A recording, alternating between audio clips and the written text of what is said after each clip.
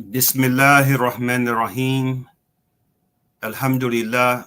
Alhamdulillahi Rabbil Alameen. We want to welcome our friends in South Africa, the United States, and around the world to this week's edition of A Conversation with El-Hajj Mauri Saalakhan. I'm pleased to be your host, coming to you once again through the Salam Media platform out of Johannesburg, South Africa. Salam Media is an online portal for humanitarian journalism. We don't just report the news. We advise you on what you can do about it. Today's topic is a continuation of an address that I delivered last Friday, just a couple of days ago in Richmond, Virginia. The title is Let Us Be Muslims. This is a challenge for us. In fact, today's broadcast is specifically for my brothers and sisters in Islam. This is directly for us, but our non-Muslim friends and relatives can learn from the discourse as well, inshallah. It's quite a heavy subject. It's a challenging title. Let Us Be Muslims. In fact, the title, it comes from a book that was part of my political growth, a book that I acquired back in the 80s. It was either the early or mid 80s. A book that was based on the khutbahs, the sermons that would be delivered by the late Sayyid Abu al-Maududi, may Allah subhanahu wa ta'ala be pleased with him. He was a very eminent, highly respected scholar of Islam, of Indian heritage, Indian and later Pakistani heritage. After the split, I believe he was among those who were on the Pakistan side of the line. And he was also a scholar who spent a number of years in prison. In fact, if what I've read is correct, cumulatively, Sayyid Abu al-Maududi spent 5 years of his life imprisoned for his beliefs and his work. But his book, Let Us Be Muslims, or the book that was compiled from his khutbahs, challenging the Muslims of his time. He passed away in 1979. Again, this book was one of the most important intellectual and spiritual building blocks for me. Very important work. I consider it to this day to be one of the most important books that I've read. And I just came across it, again, going through boxes of papers and books and other materials. That was one of the titles that came back to my attention, and just put immediately it put a smile on my face. Let Us Be Muslims. And so I decided that the title of the address that I am scheduled to deliver each month, the first Friday of each month at Masjid Bilal in Richmond, I decided that the title of the address for this Friday, given where we are right now, would be that challenging title, Let Us Be Muslims. Now, with that being said, we have 4 videos for today that we want our viewers and listeners to be exposed to. The first video is, well, before we get to the first video, I want to make another observation. As it was brought to my attention by one of our brothers who is right now in occupied Palestine. Subhanallah. That the Imam, listen good, the Imam for the Jummah at Al-Masjid Al-Aqsa was arrested for mourning the assassination of Ismail Haniyeh, the Hamas political leader that was assassinated in Tehran by apartheid Zionist Israel. It was an act of state terrorism on foreign soil.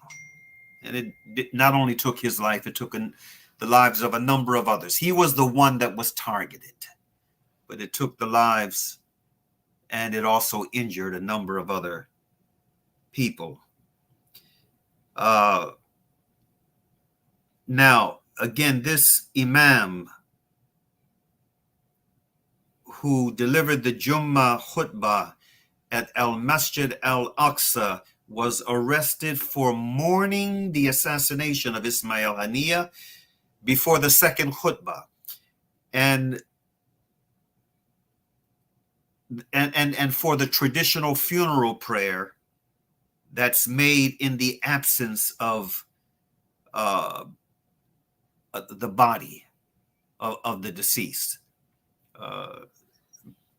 Brother Ismail Haniyeh was his service and the burial took place in one of the neighboring countries.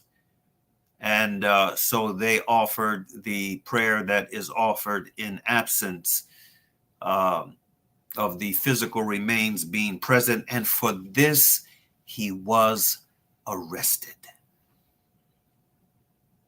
Now, with that having been said, we would like to show some video, a little piece of video of something else that has recently took place in occupied Palestine. It was horrific mob violence in response to a horrific number of acts that were so horrific that uncharacteristically the perpetrators were detained, and their detention, their arrest, which was, from what I understand, brief as a result of, this mob disorder, this mob violence that occurred as a result of the arrest. My understanding is that the individuals who were arrested, who should have been arrested and who should have been prosecuted to the fullest extent of the law, were released. This is my understanding. So with that being said, Brother Sadiq, let's see that piece of video. I'm about to show you footage of the Israeli government today arguing that IDF soldiers should be allowed to rape the Palestinians that they detain. If you didn't know, there are camps across Israel made for detaining Palestinians. These are torture camps. Dozens of Palestinians in these camps have been killed. Hundreds have been injured. There has been a boatload of whistleblowers coming forward, including Israeli field doctors, talking about how they had to amputate limbs off of these detained Palestinians because of how badly they were injured by the IDF. The most notorious of these camps is the Steed Teeman torture camp, where Palestinians who have been released from this camp talk about how the IDF has raped them with their dogs and sodomized them. And again, these Palestinians are held there without charge, are arbitrarily arrested, and are yet subject to the same amount of torture. So because of this, 9 IDF soldiers have been taken into custody in Israel for sodomizing Palestinian detainees. And today, the Israeli government argued over whether or not they should punish these soldiers. And I'm going to play you what they said. אני קם ואני יוצא מפה ואני לא הולך להצביע יותר על שום דבר עד שהסיפור הזה והטרלול הזה שיש מי שבפרקליטות חושב שאפשר לבוא ולעצור חיילים על דברים שעושים למחבלי נוח'בה לא נגמר. אוקיי? ואני מאוד מבקש, ואני חושב שחבריי בקואליציה טוב יעשו אם יעשו כמוני. אנחנו לא יכולים להמשיך כרגיל. להכניס מקל לרקטום של בן אדם, זה לגיטימי? כן, אם הוא נוח'בה, הכל לגיטימי לעשות לו. אוקיי. הכל. מצוין. הכל. זה מה ש... That man is a member of the Knesset, which is Israel's parliament, and he threatens to leave because he thinks it's wrong for them to punish their soldier for sodomizing a Palestinian. He says that it's a legitimate thing to do. Now, it gets even crazier. After this happened, and after the Israeli public learned that some of their soldiers were being put in custody for sodomizing a Palestinian, a group of far-right settlers, including 2 Knesset members, went to Stede Tiemann and broke in to try to free these guys. These are Israelis breaking into the gates of Stede Tiemann to go find those 9 IDF soldiers, not to punish them themselves, but to free them. A part of this mob that broke into Stede Tiemann was Knesset member Zvi Sakat and Knesset member Nassim Vaturi. Then in the same day, another group of Israeli settlers went to another IDF base to go and raid their military court there. This mob included Knesset member Tali Gottlieb and Yitzhak Kreuzer. Needless to say, that's already 5 Knesset members that you've seen in this video alone who are defending these soldiers for sodomizing and raping Palestinians they detained, who, may I remind you, are held arbitrarily, without charge, and most of them are released from these camps. Not to mention that Israel's finance minister, the super powerful Ben Gvir, praised these IDF soldiers as true heroes. It's clear Israel is on the wrong side of history. They torture and oppress the Palestinians, and this is aided and abetted by their leaders, their politicians, those members in the Knesset that I just showed you, who raid IDF bases, who protect them from prosecution, who legitimize their illegal settlements in the West Bank, who protect them from the consequences of ethnic cleansing and violence against Palestinians. Please help spread this message. Repost and copy the link on this video a bunch. And if you want to support me, go into college in just 2 weeks. You can go to my Bow to help out. Thank you, and free Palestine. Now, these types of presentations, and I thank this young man for what he has done in bringing this to our attention, they're very important. And so I hope that those of you who see this will do just as he has requested, and that is to share the video and share other videos like this as part of a much needed education process that folk around the world, that well-meaning folk of all persuasions all over the world need to be aware of. We have another short video that I'd like for you to see that is part of the self-education process. There was a forum held, and you had advocates on both sides of the issue, an advocate for Zionist Israel, an advocate for justice and freedom for the Palestinian people on the other side. And while things got kind of hot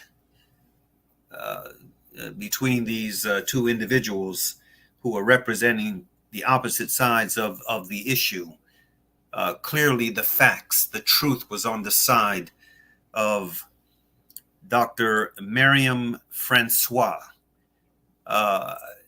With that being said, I'd like for you to hear what she had to say about the conditions in occupied Palestine from her perspective. And she wasn't just engaged in emotionalism, she was talking fact. Let's see that video. It's the state of Israel, because I'm still speaking, which is, no, that's factually correct, and we can discuss this later, but you don't get to interrupt me when I'm talking. Thank you. The propaganda machine involves talking about this as if it's 2 sides. It's just 2 sides. No, we have an occupying power which is funded to the tune of billions by the United States and receives billions of dollars of aid to drop 2,000-pound bombs on a civilian population encaged with nowhere to flee to. And then you have a civilian population which has zero control on any of its exit routes, any of its movements. And in fact, is controlled under a form of colonial bureaucracy which essentially attributes different forms of rights to different Palestinians. We heard a reference here to Arab Israelis. They're not Arab Israelis, they're Palestinians who have Israeli ID. They were people who in many cases ethnically cleansed from their homes or who have been given the choice to remain in their homes and to live under a second-class form of citizenship. Not me saying it. This is reports by Amnesty International, by Human Rights Watch, which show that Palestinians live under a form of apartheid throughout all of the territories occupied by Israel. When we talk about extremism in Israel, and I think that that's far more significant because of the power imbalance we're talking about. In 2017, there's a de facto recognition of the 1967 borders, which essentially means a two-state solution. But ultimately, this focus on Hamas is a distraction. Hamas does not have the support of the majority of Palestinians. In fact, even the poll he cited there is incorrect. There just haven't been elections in these territories, which of course has suited Netanyahu because he has used Hamas as a bogeyman to justify never having to engage in peace negotiations with the Palestinians. Because again, as much as there are attempts to make this the two sides thing, there's actually one overwhelming colonial power and there is one occupied, colonized people, and they are not the same. They don't have the same reach in terms of the narrative, and they don't have the same reach over each other's lives. You talked about the Hamas Charter, laying out this genocidal vision. We don't need to be speculative when we talk about Israel's genocidal vision. It's happening right now. And for you to discuss a hypothetical generic genocide that is not happening at a time when an actual genocide is ongoing is frankly distasteful and, in my opinion, disgraceful. There are now plenty of polls that show that it's not just a fringe within Israeli society. I wish I could tell you it was. I lived in Jerusalem. I lived in the occupied territories. The situation has got worse. Are there Israeli peace builders? Abso-freaking-lutely. And thank God for those people. But they are a minority. They are today deeply embattled. They live in fear for their own security, and they cannot be public about their opposition. Otherwise they receive much of the same treatment meted out to the Palestinians. When we talk about the Israeli public, a poll in December 2023 showed that this poll asked Israeli Jews, to what extent should Israel take into consideration the suffering of the civilian population in Gaza when planning continuing the fighting? 80% said to a very small or fairly small extent. There is a massive dehumanization of the Palestinian population by Israel, unfortunately, that has filtered deep down into Israeli society, which is why we found TikToks of regular Israelis making fun of mothers losing their children. It's why we see pseudo rap tracks trying to eulogize what Israel is doing in Gaza, which by all intents and purposes is horrific. It is objectively horrific. And so this idea that it's just a minority of Israelis who are caught up in an extremist narrative, I'm afraid that's part of the spin. And don't be caught up in the spin that gets you focusing on Hamas when actually the majority of people who are being killed in Gaza today and who are being ethnically cleansed in the West Bank today are Palestinians. They are not Hamas supporters. They are Palestinians. Full stop. The war Israel is waging today is against Palestinians, and it always and has always been that's at stake here. Yes, indeed. Dr. Francois' argumentation was on point. It was on point. And she is not the only one saying this. Well, with that being said, Brother Saalakhan, let's go to a commercial break.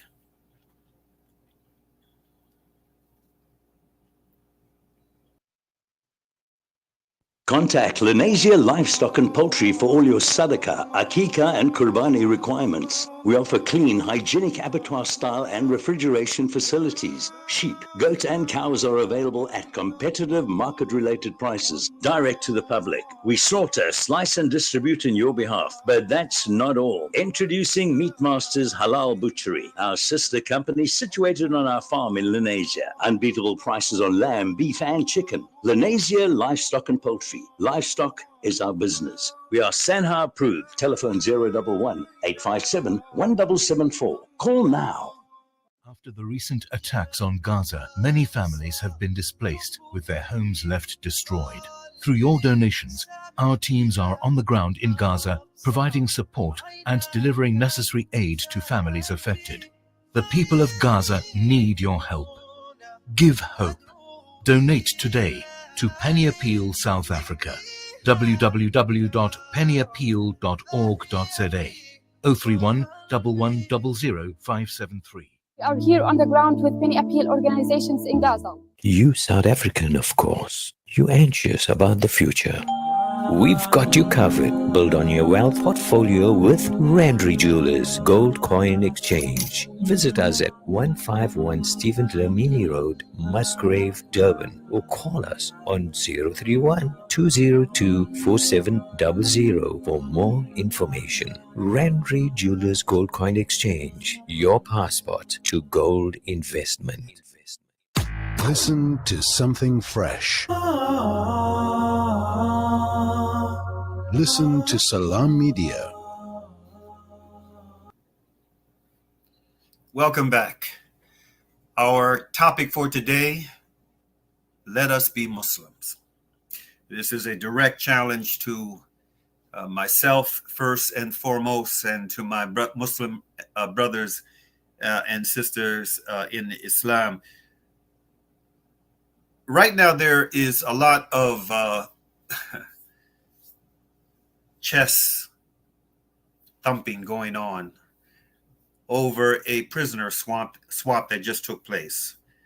I forgot what the exact number is, but a number of, in fact, it is supposed to be the largest prisoner swap to have taken place since the Cold War, since the end of the Cold War, or the start of the Cold War, depending upon who is narrating what just took place. But a number of prisoners were released, and there was a press conference at the airport where they were received. And President Biden, spoke loftily about how significant it was and how terrible it was that they were held for unjust reasons. And I couldn't help but reflect, while he was speaking these words, the political prisoners that are right here in the United States. Couldn't help but think about the Holy Land Five. Those brothers who were part of the Holy Land Foundation. A couple of them were founders of the organization, which was the largest Muslim charity operating in the United States. And it was a charity that not only benefited the Muslims who were in need in different parts of the world, but even non-Muslims. I mean, when there were natural disasters here in the United States, there were members of, the Holy Land Foundation that were on the ground providing humanitarian relief. This was an organization that was doing phenomenal work, much needed work, both here and abroad, before they were shut down in the way that Israel attempted to shut down UNRWA, the United Nations relief organization that was established in 1948-49 for our Palestinian brothers and sisters. SubhanAllah, again, while I'm listening to President Biden speak loftily about, the deal, the arrangement that the United States was able to enter into in order to get these prisoners back home where they belong, back with their families, I couldn't help but think about the contradictions that were part and parcel of that press conference. Beyond the Holy Land Five, we have, of course, our sister in Islam, Dr. Afia Siddiqui. We have Imam Jamil Abdullah Al-Amin, the former H-Rab Brown. We have the Raleigh 7 out of North Carolina. We have the Fort Dix 5 out of New Jersey. And I mean, there are so many others. Hundreds of political prisoners America has right here in the United States. The Native American Leonard Peltier, who was just denied parole again for the upteenth time, having spent, 4 decades of his life unjustly in prison. The award-winning journalist Mumia Abu-Jamal, again, roughly 4 decades of his life wrongfully imprisoned in the Commonwealth of Pennsylvania. SubhanAllah. And it goes on and on and on. So, as I'm watching and listening to the drama unfold at that airport, I mean, I felt happy for the families, for the men who were imprisoned in Russia, being, I felt happy for them being able to be back on American soil and back with their families again. But I felt very heavy-hearted that our sister Afia now is in her 21st year of wrongful imprisonment, that Imam Jamil Al-Amin is in his, 23rd or 24th year of 23rd year of wrongful imprisonment. I feel bad that, there are so many other Muslims in the United States and a handful of non-Muslims as well that have been wrongfully imprisoned much longer than these men who were just given their freedom once again as a result of a prisoner exchange. I also felt heavy-hearted for the fact that while Russia and the United States can engage in an exchange of this nature, our predominantly Muslim populated countries like Pakistan are unable to engage in this type of exchange for their wrongfully imprisoned citizens. Afia Siddiqui, again, the daughter of Pakistan. She's been wrongfully imprisoned now for 21 years. Wrongfully imprisoned under horrific conditions. What about her? But the part of the shame is on Pakistan for not doing everything in its power to get the daughter of the nation back. And this is from one, administration to the next, going all the way back to the administration that was responsible for her being where she is, who was part of that conspiracy that took her and her children in March of 2003. So it begins with the Musharraf regime, and it continues all the way up to the present. A number of successive Pakistani governments have failed to do all within its power to get the daughter of the nation back where she belongs. We, here in the United States, have failed to exert pressure for our political prisoners here, our native born, like Imam Jamil Abdullah Al-Amin, and a number of others.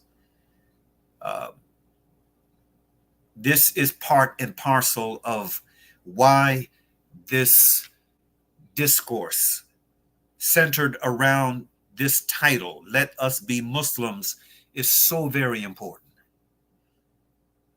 If we're not willing to stand up for ourselves, if we're not willing to speak up and speak out on the issues that are truly, truly weighty, and they don't just affect those who are directly impacted.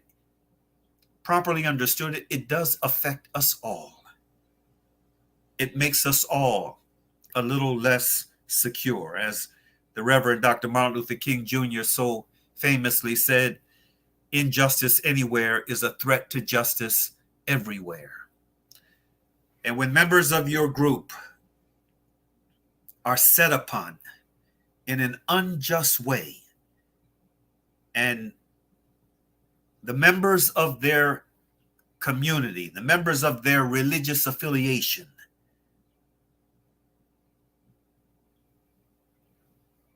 or their ethnic or racial affiliation, don't speak up and speak out in the manner that they should, it makes everyone else within that group susceptible to the same thing.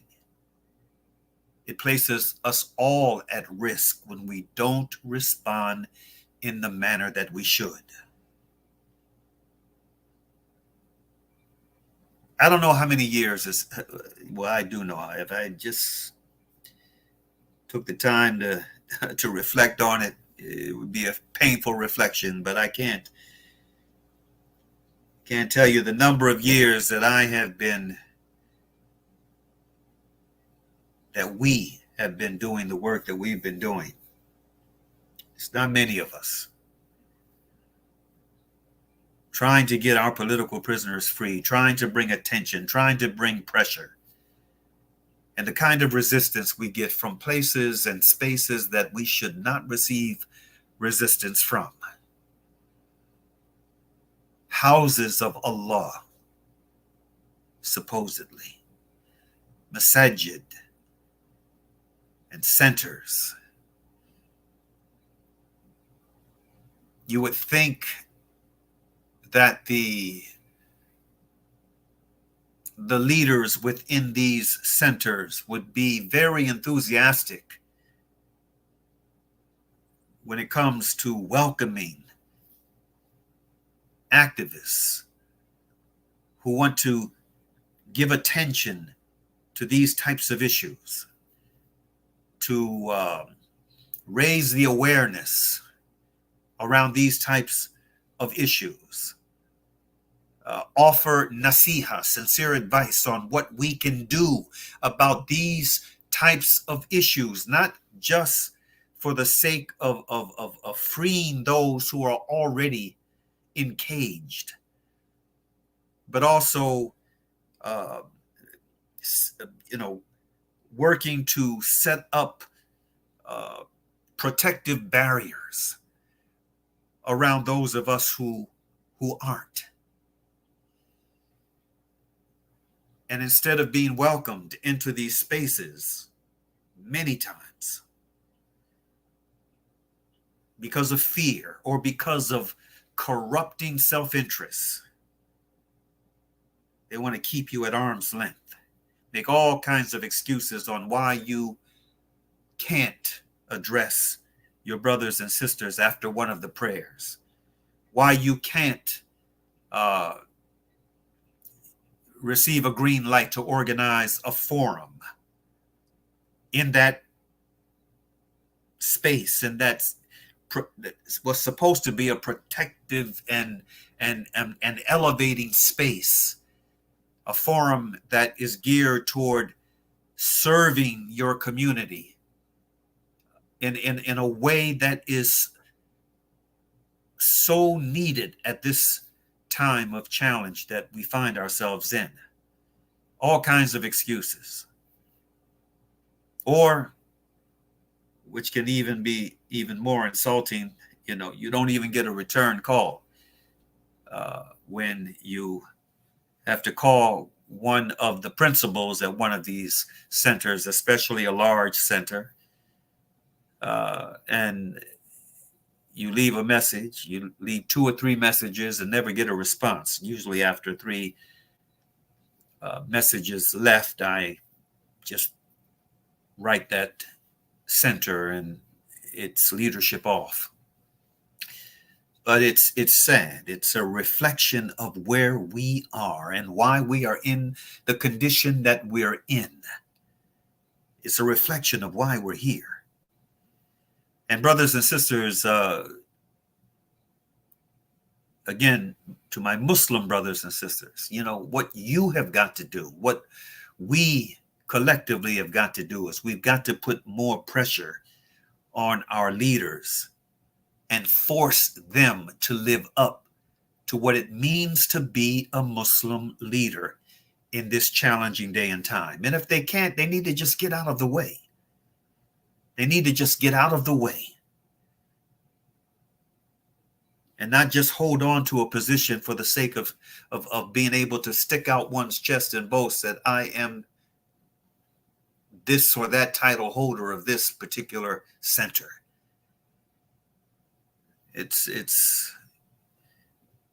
We're in a very sad situation, and it's very painful. There's another video that I want us to see, and it has to do with this internal challenge that we have on the international level. All right, we have the local challenge, we have the national challenge, and we have the international challenge of living up to what is supposed to mean to be a Muslim in this day and time. A video recently came to my attention on the challenges that some good-hearted activists, many of them, if not most of them, not non-Muslim. All right, these are Muslims and non-Muslims together working to try to bring humanitarian relief to our brothers and sisters in occupied Palestine via what they term a freedom flotilla. And again, I believe that most of the folk who are involved in the freedom flotilla are non-Muslims, good-hearted folk, justice-oriented folk, whose hearts and minds are in the right place. And they had been frustrated because countries that are in a position to facilitate the flotilla are not willing to do so, again, because of fear or corrupting self-interest. Let's see that video, Brother Sadiq. To all of our supporters and the Freedom Flotilla Coalition family, as most of you know, our Break the Siege ships in Istanbul have been ready to sail for months. However, after being deflagged due to Israeli and US pressure on Guinea-Bissau, we have not only been attempting to reflag the ships, but to also gain the necessary permission from the Turkish Port Authority to actually depart from Istanbul. Without these things, leaving port is illegal and simply impossible. And so it breaks my heart to inform you all that it is now clear that neither of these conditions will be met anytime soon. The Break the Siege ships must therefore be put on hold indefinitely. The Freedom Flotilla ships met all the legal requirements for the voyage, but it is clear that the siege on Gaza extends to anyone attempting to provide relief and solidarity to Palestinians. The FFC, comprised of volunteers from all over the world, from all faiths, cultures and identities, has been working tirelessly on this mission for close to 10 months. I mean, some team members have been working to break the siege via the sea for close to 2 decades. So you can imagine our deep personal disappointment, and most importantly, the disappointment of Palestinians in Gaza who are waiting on us. We know that you share in this heartbreak too. But it is not over. We will continue to work tirelessly to sail to Gaza. We remain committed with our Handala boat, which is journeying towards Gaza, so please continue supporting the participants on that boat. And a primary goal of this whole mission is to raise awareness about the genocide in Gaza in our respective countries. And you have all helped us do that.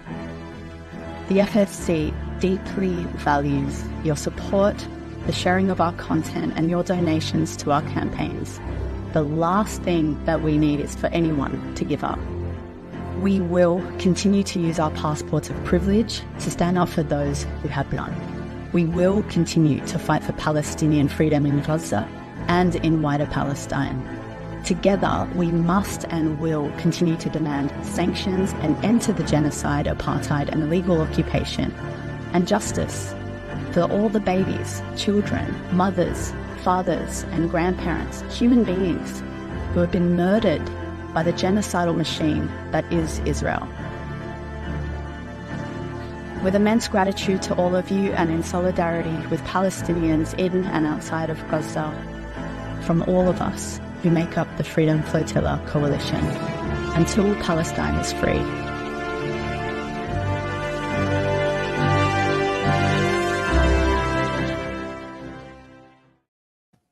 Brothers and sisters, that was a heartbreaking piece of video for me to see.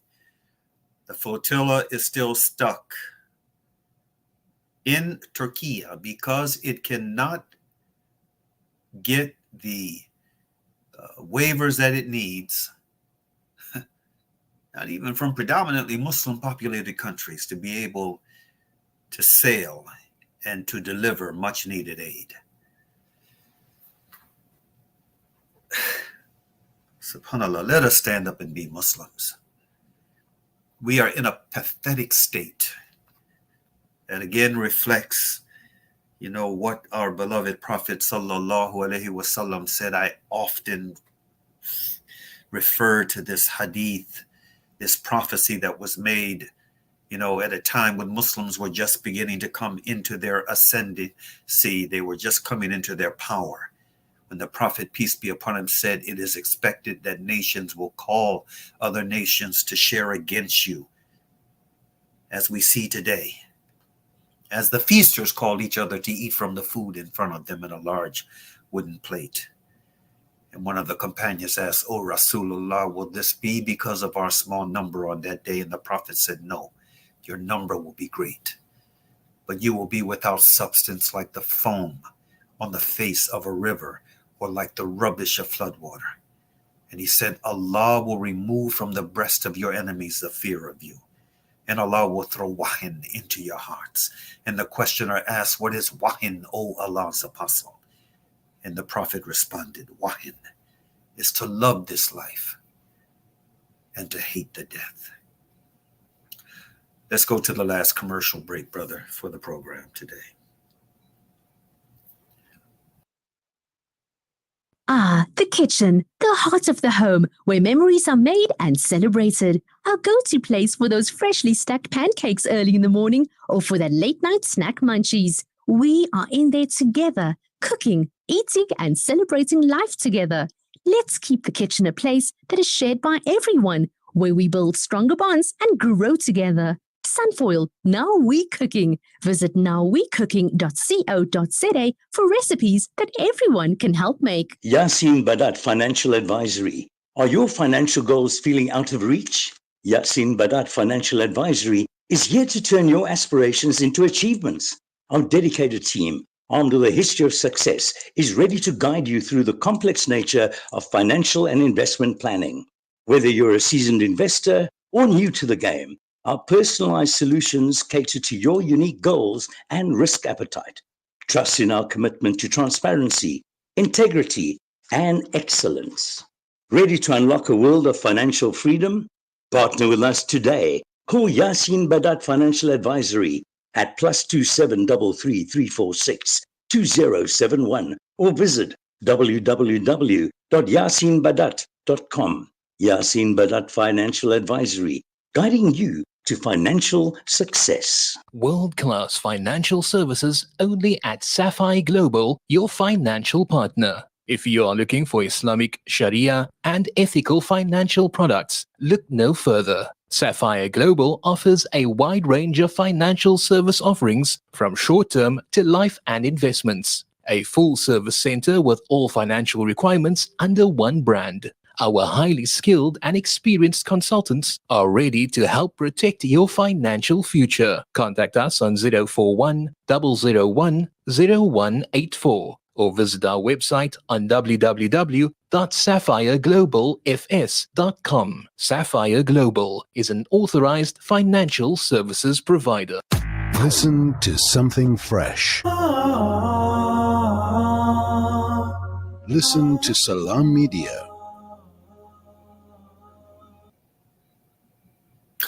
Welcome back. Today's topic, let us be Muslims. This is a program that is especially for my Muslim brothers and sisters here in the U.S. and other parts of the West and even in the global South. It's if we want our situation to change, Allah has said in the Quran, in the translation of the meaning of this verse, Allah will not change the condition of a people until they first change what is within themselves. And the Prophet sallallahu alaihi wasallam, he said, Islam is sincerity. It is sincerity. To Allah, his messenger, to the leaders of the Muslims, and to the common folk, it is sincerity. And if we are not sincere, if we're not, digging in and mining this one-of-a-kind, world-class, revolutionary deen for all it's worth, we're not going to be able to experience the transformational change that Islam brings for a human being and for a society when it is internalized, not just ritualistically observed, but internalized and practiced in the manner that it should be practiced, in the manner that it was practiced during the time of the Prophet, peace be upon him, and the rightly guided who followed him. This is what we need in order for us to become the Muslims that we're supposed to be. Now, as the time is winding down, I must say something about this political season that we find ourselves in today here in the United States of America. This is one of the most consequential political seasons of my lifetime, without a doubt. This is one of the most consequential. There's so much at stake with these upcoming elections in November. From the presidential election on down. It's not just the presidential election that's important. It's the elections that will be taking place in both the House and Senate of the U.S. Congress. It's the elections that will be taking place in state houses in different corners of America. It's the elections that will be taking place in other areas of our political life. Very important. Very, very, very important. And so on this note, what I want to say to my brothers and sisters here in the United States is this. My advice to my Muslim brothers and sisters, as far as this presidential election is concerned, as well as the down ballot. Again, what's going to be going on within the down ballot under the presidential race is just as important. This year, it is just as important. And what I want to say is the advice I want to give, the nasiha, the sincere advice, is to follow your conscience. Follow your conscience. But don't sit out the vote, especially my African American brothers and sisters. Don't sit it out. Our forefathers and mothers, the pioneers that came before us, they struggled and suffered far too much in order to provide us with the opportunity that we have to exercise a vote. And the vote is a weapon. Don't sit it out. Follow your conscience. If you feel that you can't vote for the Democratic candidate, and subhanAllah, I mean, I know that there are Muslims, I'm sorry to say, I'm happy to say they are a very distinct minority, in the same way that the African Americans who lean this way are a very distinct minority. But they do exist. There are Muslims, there are African Americans, there are Arabs, there are South Asians, and others, other minorities, quote unquote, who lean toward Donald Trump. Again, they are a minority, thank goodness. The majority is leaning, toward the Democratic ticket, and of African Americans and Muslims, but there are those who are justifiably upset with, what the Democratic Party has been or has not been, especially as it relates to this genocide that's taking place in occupied Palestine and the circumstances that led up to it. I mean, this didn't happen in a vacuum. This is something that has been going on for decades. And both parties, both the Republican Party and the Democratic Party, both share responsibility for what we're seeing today in Gaza. But with that being said, it is clear for anyone who is paying attention that Zionist Israel's most vocal and ardent support today comes from the Republican Party. They are almost 100% in lockstep with apartheid Zionist Israel. Whereas you do have a minority, but a very vibrant minority of Democrats who are animately opposed to what Israel is doing. And we have a constituency that is predominantly Democratic that is animately opposed to what Israel has been doing. I mean, this has been the foundation, the foundation of the public expressions of resistance that we have seen in the community throughout the United States of America. It's not coming from Republicans. It's not coming from Republicans. It's coming from Democrats and independents and those who have just given up on the system altogether. But what I want to say again to my brothers and sisters, when it comes to this upcoming vote in November, please follow your conscience, but don't just sit it out. If you can't vote for the Democrat, if you can't vote for Harris for whatever the reason, you can't vote for her, then vote for one of the independents. Vote for Cornel West or Jill Stein. Throw a protest vote their way so that your voice is still heard, is still registered. Or any other worthy protest candidate you choose. But don't sit it out. Don't do nothing. And then again, we really need to focus strategic attention on the down ballot. The U.S. House of Representatives, the U.S. Senate, and the state legislatures.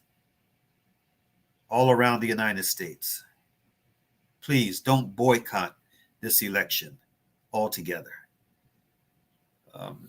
The vote is a weapon, and there's far too much at stake in this year of 2024.